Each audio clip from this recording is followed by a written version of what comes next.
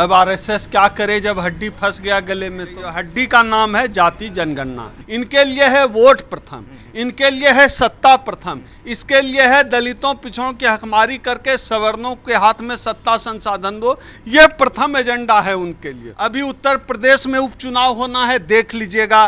झारखंड में चुनाव होना है, देख लीजिएगा। हरियाणा में चुनाव होना है, बीजेपी की हालत खराब है, देख लीजिएगा। लालू प्रसाद यादव जी ने कहा है कि कान अमेट के आरएसएस बीजेपी से जाति जनगणना करवाएंगे। कब तक हमारी थाली का खाना छीनोगे? कब तक हमारे हिस्से की रोटी खाओगे? कब तक हमारे संसाधन पे कब्जा करते रहोगे? एक तरफ जो है तमाम सरकारी कंपनियों को बेचकर हमारा आरक्षण खा रहे हो, दलितों पिछड़ों को सड़क पे आने का इंतजाम कर दिया। 100% संसाधनों पर उनकी हिस्सेदारी है, इसलिए जाति जनगणना जरूरी है। जातीय जनगणना इस देश में एक मुद्दा बना हुआ है। पिछले लोकसभा चुनाव में सबसे ज़्यादा जो मुद्दा रहा वो संविधान बचाने का रहा, और साथ साथ इस बात की भी कांग्रेस ने जो है लगातार इस बात को मुद्दा बनाया कि जातीय जनगणना जो है होकर रहेगी। अब इसको लेकर केरल में संघ की अभी बैठक हुई कुछ दिनों पहले, और उसमें जो संघ के प्रचारक हैं सुनील आम्बेकर साहब, उन्होंने कहा है कि जातीय जनगणना होना चाहिए लेकिन इसका राजनीतिकरण नहीं होना चाहिए। ये एक संवेदनशील मुद्दा है। पहले के बयानों से जो ये बयान है आरएसएस का, ये बयान पहले से थोड़ा ये अलग है। तो हम उससे बात करते हैं। सर, क्या कहना चाहेंगे जिस तरह से आरएसएस ने कहा है कि राजनीतिक मुद्दा नहीं बनना चाहिए जातिगत जनगणना? अब क्या है कि हड्डी तो फंस गया गले में। अब आरएसएस क्या करे जब हड्डी फंस गया गले में? तो आरएसएस को कुछ ना कुछ तो करना पड़ेगा। जब आरएसएस बीजेपी अयोध्या जैसी जगह पे चुनाव हार गए हैं, इसका मतलब है हड्डी अटक गई है। ये जो 400 का नारा दे रहे थे उसके आसपास भी नहीं है, इसका मतलब है हड्डी अटक गई है। हड्डी कहाँ अटकी है? गले में अटक गई है। हड्डी का नाम है जाति जनगणना। इस देश में अब दलितों पिछड़ों आदिवासियों को उल्लू बनाना पहले की तरह तो कम से कम आसान नहीं है कि कुछ भी बोल दिए मान लिया, दलितों पिछड़ों की हकमारी कर लो, आदिवासियों का जल जंगल जमीन छीन लो, ये कुछ नहीं बोलेगा। ये तो कम से कम अब ख़त्म हो गया। ये नहीं चलेगा कि आप जो है राज करेंगे और दलित पिछड़ा से दरी बिछवाएंगे, नारा लगवाएंगे और नेता बनेंगे आप। ये कम से कम अब तो नहीं चलने वाला है। और यह बात जो आरएसएस है, वर्णाश्रम व्यवस्था को मानने वाली संस्था, मनुस्मृति को मानने वाली संस्था, अब आरएसएस को भी यह बात समझ में आ गई है कि अब यह नहीं चलेगा। लेकिन बावजूद इसके उसका जो मूल एजेंडा है वर्ण व्यवस्था और मनुस्मृति, इसको बीजेपी आरएसएस छोड़ नहीं सकता है, क्योंकि उसकी कोर ताकत ही वही है। तो जाए कहाँ? अब मान लिया जाए ये दलितों पिछड़ों के फेवर की बात करते हुए नहीं दिखेंगे, थोड़ा बहुत बस दिखना है करते हुए, करना कुछ नहीं है, बस करते हुए दिखना है। अगर नहीं दिखेंगे, अयोध्या जैसी हालत आने वाले समय में पूरे देश में होना है। अभी उत्तर प्रदेश में उपचुनाव होना है, देख लीजिएगा। झारखंड में चुनाव होना है, देख लीजिएगा। हरियाणा में चुनाव होना है, बीजेपी की हालत खराब है, देख लीजिएगा। ये जो राजनीति, यह जो खुद को कहता है हिंदूवादी संगठन और राष्ट्र प्रथम का नारा देता है, इनके लिए राष्ट्र प्रथम नहीं आरएसएस बीजेपी के लिए, इनके लिए है वोट प्रथम, इनके लिए है सत्ता प्रथम, इसके लिए है दलितों पिछड़ों की हकमारी करके सवर्णों के हाथ में सत्ता संसाधन दो। ये प्रथम एजेंडा है उनके लिए।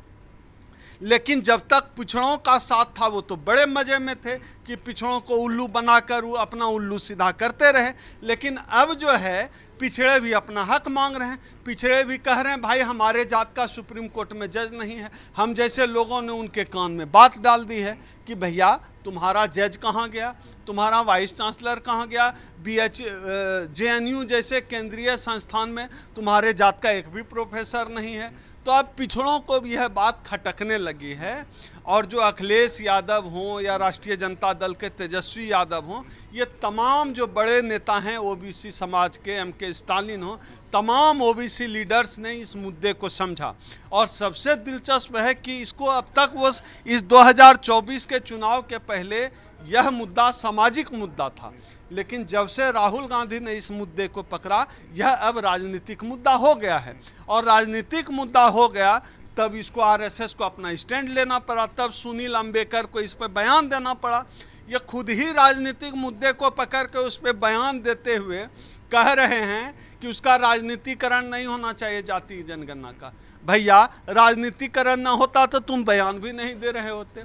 हर मामले का राजनीतिकरण होना चाहिए, दलितों पिछड़ों के हर मुद्दे का राजनीतिकरण होना चाहिए। जब तक समस्या का राजनीतिकरण नहीं होगा तब तक समाधान नहीं हो सकता है, क्योंकि तमाम समस्याओं का समाधान राजनीति में है। अब ये कह रहे हैं कि जाति जनगणना का राजनीतिकरण ना हो, ताकि इन्होंने जो गोल गोल घुमा दिया है जाति जनगणना को लेकर, इस मामले को ठंडे बस्ते में डाल दिया जाए। लेकिन हम लोग इस मामले पर राजनीति कर रहे थे, राजनीति कर रहे हैं, राजनीति करते रहेंगे जब तक, जैसा कि लालू प्रसाद यादव जी ने कहा है कि कान अमेट के आरएसएस बीजेपी से जाति जनगणना करवाएंगे। जब तक इनका कान नहीं अमेटेंगे ये आरएसएस बीजेपी, जो दलित पिछड़ा आदिवासी विरोधी है, ये जाति जनगणना नहीं कराने वाली है। हम लोग कान अमेट के इनसे जाति जनगणना कराएंगे। कब तक हमारी थाली का खाना छीनोगे? कब तक हमारे हिस्से की रोटी खाओगे? कब तक हमारे संसाधन पे कब्जा करते रहोगे? ये अब नहीं चलेगा। जाति जनगणना कराना पड़ेगा। जाति जनगणना कराओ ताकि पता चले कि किसके हक का रोटी कौन खा रहा है, किसके थाली का खाना कौन खा रहा है, और जाति के हिसाब से जिसकी जितनी आबादी है उसको उतनी भागीदारी देना होगा। अच्छा, आप भाजपा पे आरोप लगा रहे हैं कि वो दलित विरोधी है, लेकिन भाजपा के शासनकाल में देश को दलित राष्ट्रपति मिला, देश को जो है एसटी राष्ट्रपति मिला, उनको मुस्लिम राष्ट्रपति ही मिला। तो आप कैसे करें इतने ऊंचे ऊंचे पद पे? अभी देखिए रेलवे के जो चेयरमैन बोर्ड बनाए गए हैं वो भी दलित हैं, आज़ादी के बाद पहली बार बने हैं, लेकिन भाजपा के शासनकाल में बने हैं। और आप कह रहे हैं कि वो जो है उनका जो विचारधारा है वो हमेशा विरोधी रहता है। बड़ा दिलचस्प है। अभी रेलवे से ही शुरू करते हैं। रेलवे बोर्ड का चेयरमैन दलित को बना दिया, रेलवे का जो है पूरा प्राइवेटाइजेशन कर दिया या आउटसोर्सिंग कर दिया, वहां से दलितों की नौकरी खत्म कर दी। ऐसे दलितों का भला करती है। सरकारी खर्चा बचाना भी कुछ होता है कि सरकार पे खर्च ज्यादा है। अभी तीनों सवाल का जवाब देंगे। एक तो इन्होंने ये किया, आप सरकारी खर्चा बचा के ले कहाँ जा रहे हैं? अडानी को देने के लिए बचा रहे हैं। यह देश, भारतीय संविधान की प्रस्तावना भारतीय संविधान में है कि हम जो है पब्लिक वेलफेयर स्टेट हैं, लोक कल्याणकारी राज्य हैं। अब ये तो एंटायर पॉलिटिकल साइंस की डिग्री है इनके पास। हमारे तरफ पॉलिटिकल साइंस पढ़े होते तो इनको पता होता कि जो है पब्लिक वेलफेयर स्टेट किसको कहते हैं। ये तो एंटायर पॉलिटिकल वाले हैं। तो इनको मैं समझा देता हूँ, जो संविधान में वर्णित है पब्लिक वेलफेयर स्टेट मतलब सरकार मुनाफा के लिए काम नहीं करेगी, सरकार जनता के कल्याण के लिए काम करेगी। सरकार मुनाफा कमाने के लिए अडानी अबानी है, सरकार जनता के मुनाफे के लिए काम करेगी। और सरकार ने ऐसा नहीं किया। सरकार बिजनेसमैन की तरह व्यवहार कर रही है। तो इस देश के जो संविधान है उसकी मूल भावना के खिलाफ इस देश की सरकार ही है।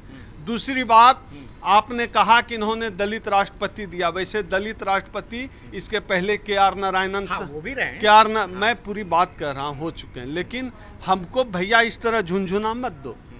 एक तरफ जो है तमाम सरकारी कंपनियों को बेचकर हमारा आरक्षण खा रहे हो, दलितों पिछड़ों को सड़क पे आने का इंतजाम कर दिया, छत्तीसगढ़ में हसदेव का जंगल दे दिया पूंजीपतियों को, दलितों आदिवासियों पिछड़ों को तो नंगा करने पर, पत्ता लपेटवाने पर तुले हुए हो, और दूसरी तरफ जो कहते हो दलितों आदिवासियों का भला करते हो। ऐसा भला करना बीजेपी दलित आदिवासी इनके भलाई से तंग आ गया है। हमारा आरक्षण पूरी तरह खा गया, हमारी हकमारी कर दी, दलितों पिछड़ों आदिवासियों को कहीं का बीजेपी आरएसएस नहीं छोड़ा।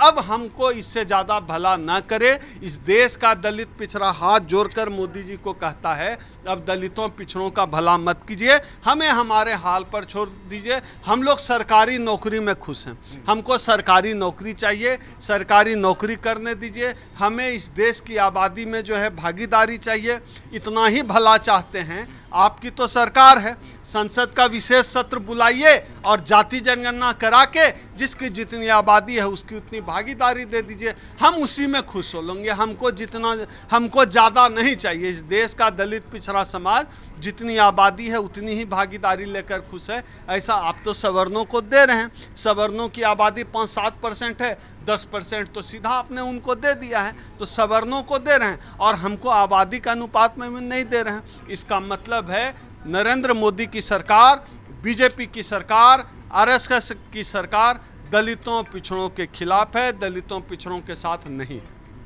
अच्छा, एक सवाल का जवाब दीजिए। आपको नहीं लगता कि जातिगत जनगणना के कारण जातीय भेदभाव बढ़ेगा? कई बार जब हम पब्लिक ओपिनियन करते हैं तो कई लोग होते हैं जो इस बात को मना करते हैं कि जाति जनगणना नहीं होनी चाहिए, हम भारतीय हैं, हम सभी एक हैं। अब जब 2024 आ गया तो क्या जाति जाति खेलना, हम सभी लोग भारतीय, इस बात को लेकर वो यहाँ के भारत के युवा इस बात को कहते हैं। तो आपको नहीं लगता कि वो एक तरह से सही कहते हैं? अभी 2024 में जब नेशन फर्स्ट की बात हो रही है, आप जाति जाति की बात कर रहे हैं।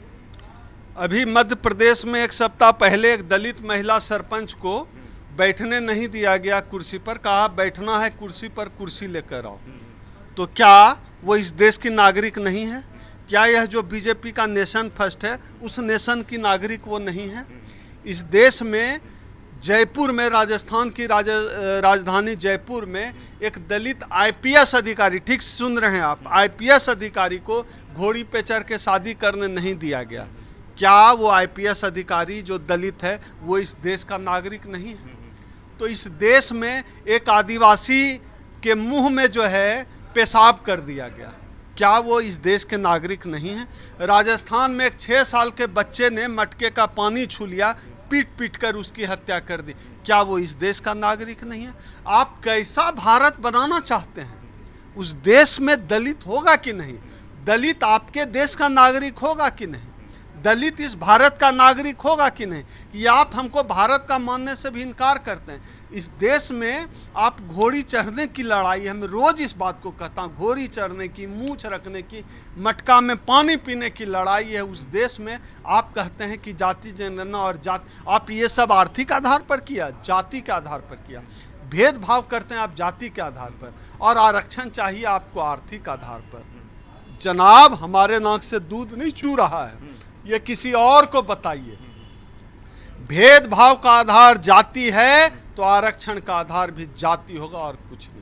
अच्छा, जातीय जनगणना से लाभ क्या होगा? जातीय जनगणना की बात सभी लोग कर रहे हैं, जातीय जनगणना करने में काफ़ी खर्चे होंगे, लेकिन जो सबसे बड़ा सवाल उठता है कि जातीय जनगणना जब हो जाएगी तो उसके प्रमुख लाभ क्या हैं? बहुत लोग पूछते हैं कि इससे लाभ क्या होना है जातीय जनगणना से? भाई आदमी है, आदमी को गिन लो, जनसंख्या जो है काउंट होती ही है, हर बार हर 10 साल पर जो है देश की जनसंख्या गिनी जाती है, तो आदमी की गिनी जा रही है, तो जातियों में जब बांट के गिनेंगे तो इससे क्या लाभ हो जाएगा?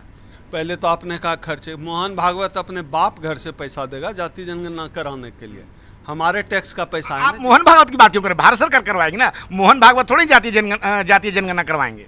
अभी जो भाजपा सरकार है उसका मातृ संगठन कौन है? ये कोई कहने की बात है? तो मोहन भागवत जी की सरकार है। आखिर मोहन भागवत जाति जनगणना नहीं कराएंगे, मोहन भागवत को सरकार से लेना देना नहीं है, तो आखिर मोहन भागवत को एएसएल लेवल की सिक्योरिटी जो प्रधानमंत्री को मिलती है क्यों दिया सरकार ने? मोहन भागवत जाति जनगणना पर क्यों केरल अधिवेशन में बोल रहे हैं? इसका मतलब है मोहन भागवत का लेना देना है इससे। और आपने कहा जाति जनगणना से फायदा, जाति जनगणना इसलिए इस देश में जरूरी है क्योंकि एक जाति का आदमी जिसकी आबादी इस देश में 3% है, देश के संसाधनों पर 100% संसाधनों पर उनकी हिस्सेदारी है, इसलिए जाति जनगणना जरूरी है। जाति जनगणना इसलिए जरूरी है क्योंकि इस देश की जो मेहनत कश कौम है, जिसने खून और पसीना बहाकर इस देश को बनाया, इस देश को सींचा है, इस देश की मिट्टी में जिस कौम का खून पसीना लगा है, उस कौम को आपने सत्ता और संसाधन से बेदखल कर दिया है, इसलिए जाति जनगणना जरूरी है। अच्छा, कंगना रनावत एक अभिनेत्री, उन्होंने साफ साफ मना किया है, आखिरी सवाल क्या कहेंगे? अब देखिए कि कंगना रनौत, आप अभिनेत्री को नहीं, हम सांसद को जानते हैं जो मंडी से चुनी गई, सांसद भी हैं। अब देखिए कि क्या है कि देश में पागल खाने भी बहुत हैं, तो पागल खाने भी हैं, पागल भी हैं, बस पागल खाना और पागल के बीच में थोड़ा दूरी रह गया है, उस दूरी को कम कर दिया जाए। चलिए ठीक है। तो हमने सुना डॉक्टर ओम सुधा साहब को, जो कि जातीय जनगणना को लेकर अभी अभी केरल में जब से सुनील आम्बेकर जी ने कहा है कि जातिगत जनगणना जो है होनी चाहिए, लेकिन उस पर राजनीति नहीं होनी चाहिए। क्या है आपकी राय इस बातचीत पे? आप अपनी राय हमें ज़रूर बताएं। मैं रंजय कुमार, कैमरामैन आशीष के साथ, नेशनल दस्तक। धन्यवाद। नेशनल दस्तक की आपसे गुजारिश है कि अगर इसको बचाना चाहते हैं तो नेशनल दस्तक को सब्सक्राइब करने के लिए रेड कलर के सब्सक्राइब बटन को दबाएं, फिर बेल आइकन की घंटी दबाएं। नेशनल दस्तक को बचाने के लिए बहुत ज़रूरी है कि हर खबर को शेयर करें, लाइक करें, कमेंट जरूर करें।